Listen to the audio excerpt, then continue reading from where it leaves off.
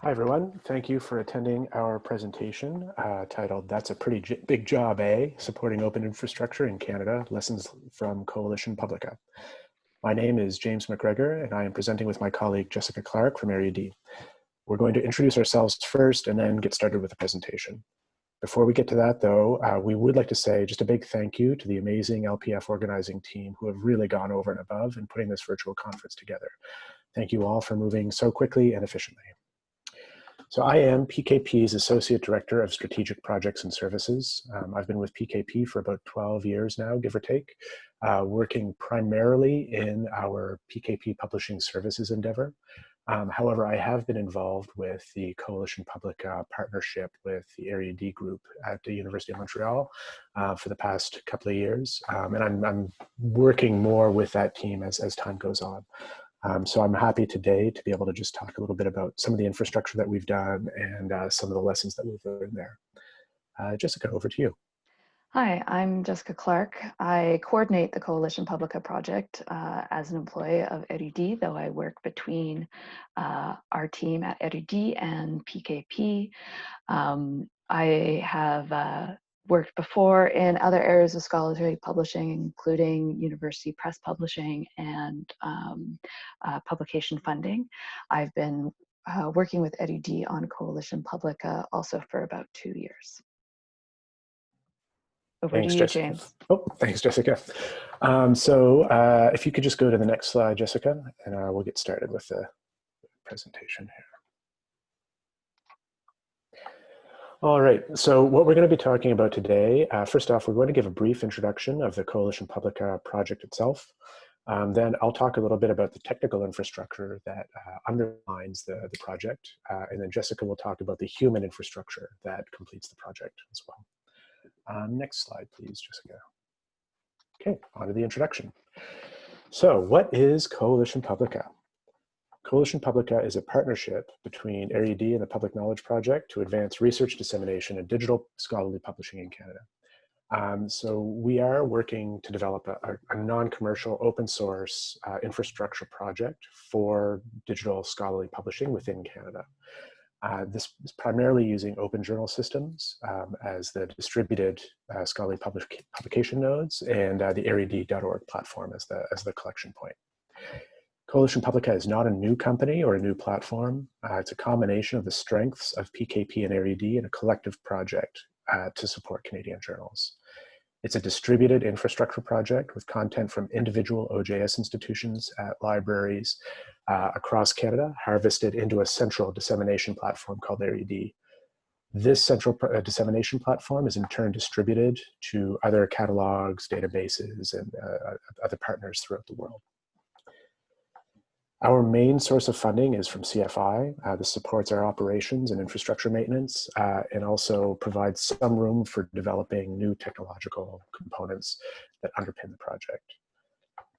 One core component of this project that we'll touch on in the next slide is the Partnership for Open Access, or POA is what we call it. This is an OA, or Open Access Publishing Agreement, with the Canadian Research Knowledge Network, which we are in the process of expanding internationally as well. This permits us to provide financial support to participating journals who are publishing in open access. Next slide, please. So this is sort of what the service offer looks like and what the infrastructure looks like from a very high level perspective. At the very bottom, we have an infrastructure layer. That's the foundation of everything that we do. This is a combination of OJS and the ARID platform. That little plus sign that ties OJS and ARID together hides a lot of detail, which we'll look at in the upcoming slides. The infrastructure layer allows us to build a fair number of services that we can provide at scale to partners. This would be other libraries or the journals that participate in the project. So we can provide publishing tools, dissemination, preservation, usage stats, all sorts of stuff because we can operate at a larger scale. And then finally, at the top is this Partnership for Open Access, which allows us to provide financial support to journals who participate, who publish in an open access form. This also allows libraries to make sure that they receive quality Canadian research while also supporting open access. Next slide, please. So I'm going to talk a little bit about the technical infrastructure here. So this first slide is a very, very simplified view of what the infrastructure looks like. It really boils down to OJS content, that's on the left side, being transferred to Area D through OAI PMH, that's the Open Access Initiative, I think? No, I can't remember what OAI stands for. It's a data exchange format, and we enrich that with some JATS XML. The OJS instances at the world that participate provide this exchange straight to Area D. The content is aggregated automatically. We operate in this way due in large part to a history in Canada of things being done a little bit differently in English-speaking Canada and in French-speaking Canada. Where in the Quebec environment, a lot of journals did their own thing sort of offline and published content directly within RED, compared to in English Canada, where a lot of journals worked with the libraries to use OJS to manage content and publish online in a distributed way. So this allows us to bring the benefits of red.org to English journals and also to provide the benefits of OJS to French journals to build a centralized collection around that. It's important noting at this level that OJS itself is not just one thing. It exists in multiple versions and can be customized. That big OJS circle could actually be a collection of smaller circles, and the hosting providers as well can be just as diverse. So we see this in the Canadian context for sure. There's a really complex reality here that this particular slide glosses over. This scenario allows us to reduce production costs associated with preparing the journal content to be displayed on RED. And we'll look at that in detail in the next slide. Before we get there, just one side note. You see this little research corpus arrow in the bottom. The research and the infrastructure that we have here doesn't just go into dissemination. We also collect the information that we publish into a research corpus that is available to scholars by request.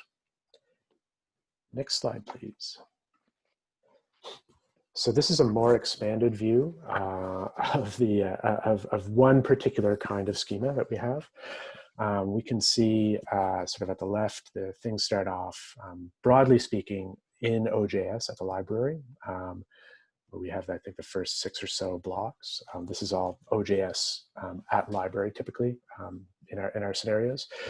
We have authors submitting content to the journal itself being hosted by the library where they receive some support.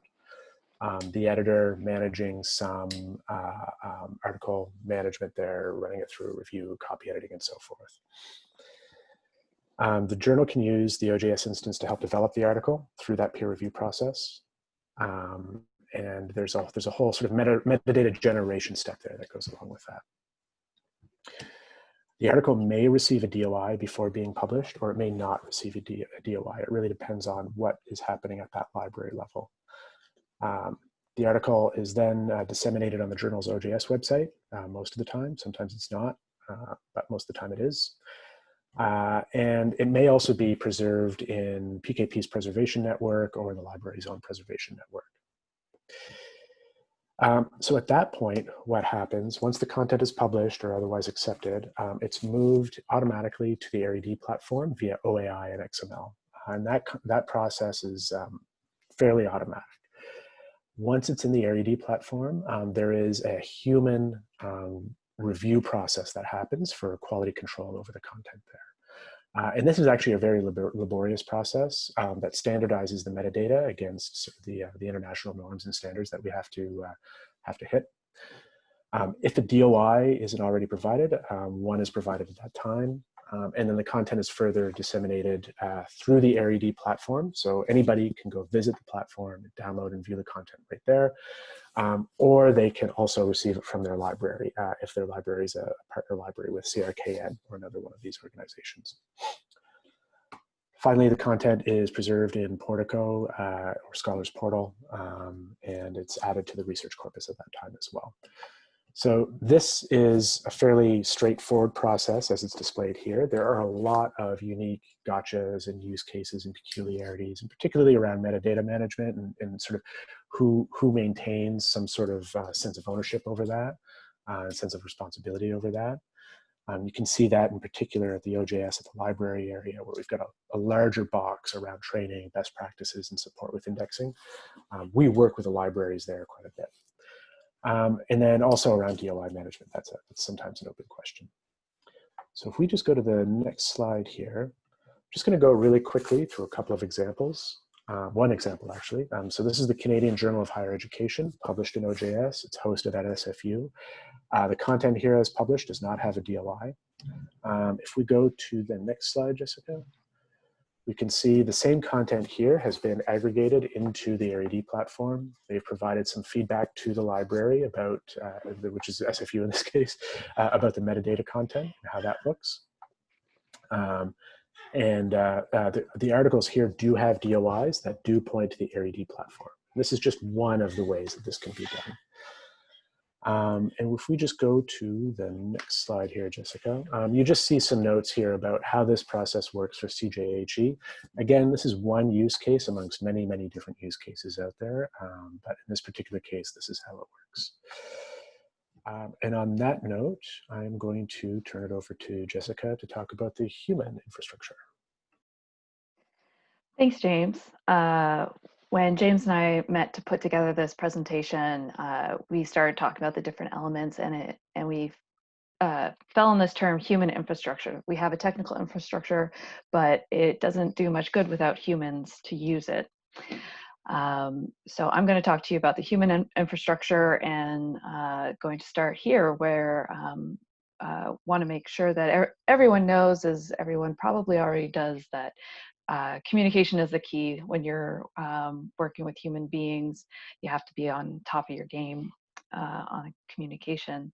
So even if your technical infrastructure is perfect, and let's be honest, it's probably not, humans are going to be using it, and humans are imperfect, us included. It helps if you start out with creating a strong buy-in by developing, pitching, and repitching as necessary an infrastructure that has multiple advantages to the people involved in supporting it.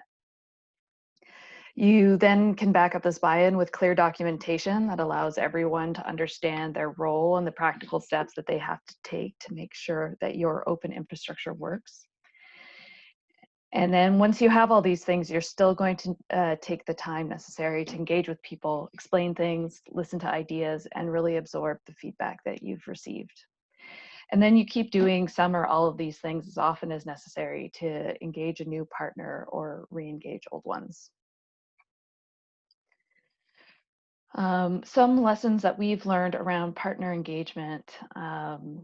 Open infrastructure is by nature community supported, and you can't take that community for granted.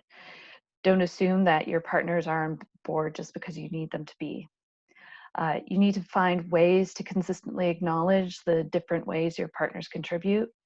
It may take some creativity and even some flexibility, but it will give everyone the ability to show how they are participating, which could only encourage more support and more participation. When a support partner comes to you with concerns, take the time to listen and address them as thoroughly as possible, and see if you can turn that concern into a plan to work together towards a solution. This can be time consuming, of course, but it's definitely worth the time you spend on it. And this is, of course, an iterative process. We're evolving on these points as well. Sometimes we would like this evolution to be happening a little bit more quickly, but it is, and we are pursuing this process. Finally, I wanted to say a note about limitations. When you talk about your human infrastructure, even when all the humans you're working with are 100% committed, they are likely burdened by multiple demands on their time. Respect those. You may even need to act as a gatekeeper so that others involved in your project aren't demanding more of your support partners than they are able to give. Certainly having dedicated staff to operate open infrastructure brings a level of professionalism and consistency to the enterprise, but dedicated staff requires money, which requires funding, and applying for and reporting on funding will feel like an activity where you have to steal from Peter to pay Paul. That will likely just be the way it's going to be. You need to find your funding and do what it is to ensure the support of your open infrastructure. So it is a necessary activity, even if sometimes it takes you away from your support duties. And in an open context, infrastructure support comes from many forms and possibly from many sources. So to avoid the appearance of duplication, it's important to be as transparent as possible about who provides what type of support and for what purpose. Again, like all of these points, these are all things that we're working on, part of the iterative process to improve our support for our open infrastructure. I'm going to leave you with one final thought. Remember why you are doing this. It helps to be reminded of your overall mission when the challenges involved in supporting open infrastructure seem a little bit daunting, whether they're technical or human related. Our ultimate goal of having a more open, scholarly communication system is worth every ounce of effort. Thanks very much for listening, and we look forward to answering your questions in the question and answer period.